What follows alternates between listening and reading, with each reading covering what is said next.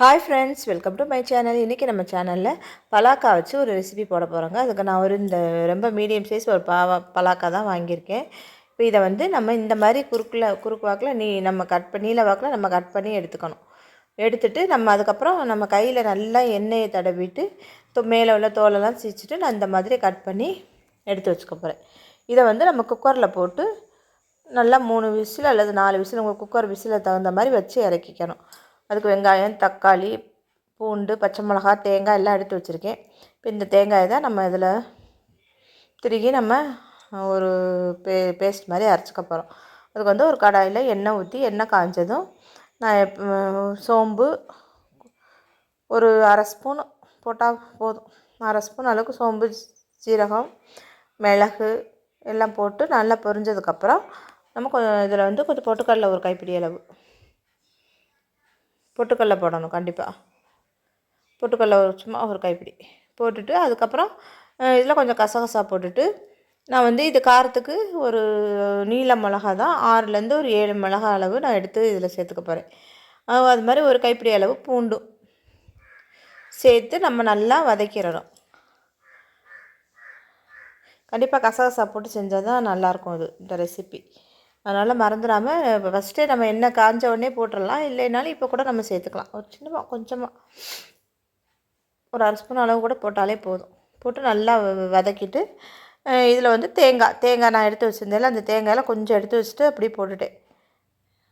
அது கொஞ்சம் எதுக்குன்னா இன்றைக்கி சுண்டக்காய் பச்சடி, சரி அதுக்கு கொஞ்சம் வேணுமேன்னு சொல்லிட்டு கொஞ்சம் எடுத்து வச்சுட்டேன். ஏன்னா தேங்காய் நல்லா ஊற்றி செஞ்சால் தான் நல்லா திக்காக நல்லாயிருக்கும். தேங்காயை போட்டு நல்லா வறுத்துட்டு நம்ம வதக்கிடணும். நல்லா வதங்கினதுக்கப்புறம் எடுத்து நம்ம மிக்ஸி ஜாருக்கு மாற்றிக்க வேண்டியது தான். இவ்வளோதாங்க. இந்த பேஸ்ட்டு நம்ம அரைச்சி வச்சுக்கணும். இந்த மாதிரி வதங்கினதுக்கப்புறம் நம்ம எடுத்து மிக்ஸி ஜாரில் சேர்த்துட்டு நம்ம அதே கடாயில் நம்ம அடுத்து குழம்பு தாளித்து விட்டுற வேண்டியது தான். அதே கடாயில் கொஞ்சம் எண்ணெய் கொஞ்சம் ஊற்றி அதுக்கப்புறம் பட்டை, பிரியாணி இலை, ஒரு ஏலக்காய் போட்டிருக்கேன். கொஞ்சோண்டு சோம்பு நம்ம அதில் போட்டு வறுத்து அரைச்சிருக்கோம் இல்லையா, அதனால் கொஞ்சோண்டு சோம்பு போட்டால் போதும். சும்மா 1/4 ஸ்பூனுக்கு போட்டுட்டு நல்லா பொரிஞ்சதுக்கப்புறம் வெங்காயம் கட் பண்ணி வச்சுருக்க வெங்காயத்தை போட்டு நல்லா நம்ம வதக்கிடணும். வெங்காயம் நல்லா வதங்கணும். வெங்காயம் நல்லா வதங்கினதுக்கப்புறம்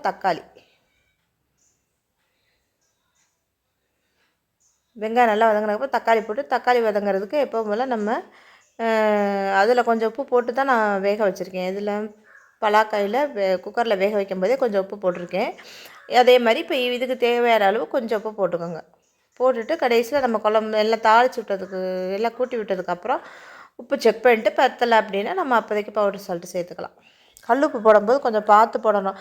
அதே மாதிரி இன்னொரு டிப்ஸ் என்னென்னா, ரேஷன் கடையில் உப்பு வாங்கினீங்க அப்படின்னா கொஞ்சம் பார்த்தே போடுங்க. ஏன்னா அது கொஞ்சம் கூடவே உப்பு கக்கிற மாதிரி இருக்கானா அதுதான் நல்ல உப்பு. இந்த மாதிரி நான் அவிச்சு வேக வச்சு கொட்டி எடுத்து வச்சுருக்கேன். சூப்பராக வெந்திருக்கு. நம்மளுக்கு இது கறி குழம்பு சாப்பிட்ட டேஸ்ட்டு அப்படி இருக்கும். அப்போல்லாம் இந்த கறியோடு சேர்த்து இதெல்லாம் போட்டு தான் குழம்பு வைப்பாங்க. இப்போவுமே அது அந்த டேஸ்ட்டுக்கு வைக்கிறவும் இருக்காங்க. நல்லா தக்காளி நல்லா வதங்கினதுக்கப்புறம் நல்லா இந்த மாதிரி வெந்துடணும். இந்த மாதிரி வர்றதுக்கு நம்ம கல்லுப்பு போட்டு வதக்கினா தான் இந்த மாதிரி வரும் நம்மளுக்கு. அதுக்கப்புறம் இந்த பலாக்காயை தூக்கி கொட்டிட்டு நல்லா ஒரு மிக்ஸ் பண்ணிவிட்டு நம்ம இதை அரைச்சி வச்சுருக்கோம் தேங்காய், அதை அதில் சேர்த்துட்டு மிக்ஸி ஜார் அரிசி ஊற்றி தண்ணியை சேர்த்துக்கணும். சேர்த்து நல்லா மிக்ஸ் பண்ணிவிட்டு இப்போ நம்மளுக்கு என்ன தான் மிளகா காரம் இருந்தாலும் காரம் பத்தாது. அதனால் கொஞ்சம் மிளகாத்தூள், கொஞ்சம் மல்லித்தூள் போட்டுக்கணும். மஞ்சத்தூள் போடாமல் வச்சோம்னா நம்மளுக்கு இந்த கலர்லேயே கிடைக்கும். இல்லைன்னா லேசாக கொஞ்சம் மஞ்சத்தூள் போட்டோம்னா இன்னும் கொஞ்சம் கலர் மாறி இருக்கும். நான் எல்லாமே கொஞ்சம் கொஞ்சம் தான் போட்டிருக்கேன், ஒரு பிஞ்சு அளவு போட்டு கொஞ்சம் நேரம் மூடி போட்டு நல்லா மூடி கொதிக்க வச்சுக்க வேண்டியது தான். ஏன்னா நம்மளுக்கு எல்லாமே வெந்தது தான். அதுவும் வதக்கி தான் தேங்காய் பேஸ்ட்டு எடுத்து வச்சுருக்கோம். அதே மாதிரி பலாக்காய் வெந்துருச்சு. வெங்காயம் தக்காளி நம்ம நல்லா வதக்கிட்டோம். ஸோ அப்புறம் நம்மளுக்கு இது வேகிறதுக்கு ரொம்ப நேரம் கிடையாது. நல்லா எல்லாம் ஒன்று சேர்ந்து அந்த மசாலாலாம் அதோடு சேரணும். அதுக்காக ஒரு 5லேருந்து 10-15 நிமிஷம் அதிகபட்சம் மீடியம் ஃப்ளேமில் வச்சு நல்லா கொதிக்க விட்டாலே நம்மளுக்கு போதும். இன்னும் கொதிக்கவே ஆரம்பிக்குது. அதனால் நம்மளுக்கு அந்த மாதிரி மீடியம் ஃப்ளேமில் வச்சு நல்லா கொதித்தாலே நம்மளுக்கு போதும். இப்போ இந்த நேரத்தில் நம்ம உப்பு போதுமான உப்பு செக் பண்ணிக்கணும். உப்பு பத்தலை அப்படின்னா உப்பு கொஞ்சம் நம்ம போட்டுக்கலாம். இல்லை போதும் அப்படின்னா ஓகே. அவ்வளோதாங்க. நம்ம பார்த்துட்டு கடைசியில் நம்ம இதில் கொஞ்சம் நெய் விட்டுக்கிட்டால் நல்லாயிருக்கும். கருவேப்பிலை, மல்லித்தலை தூவி கொஞ்சம் நெய் விட்டுக்கிட்டோம்னா செம்ம டேஸ்டியாக இருக்கும். இதே மாதிரி செஞ்சு பாருங்கள். இது சாப்பாடு சப்பாத்திக்கு எல்லாத்துக்குமே நல்லாயிருக்கும். தேங்க்யூ.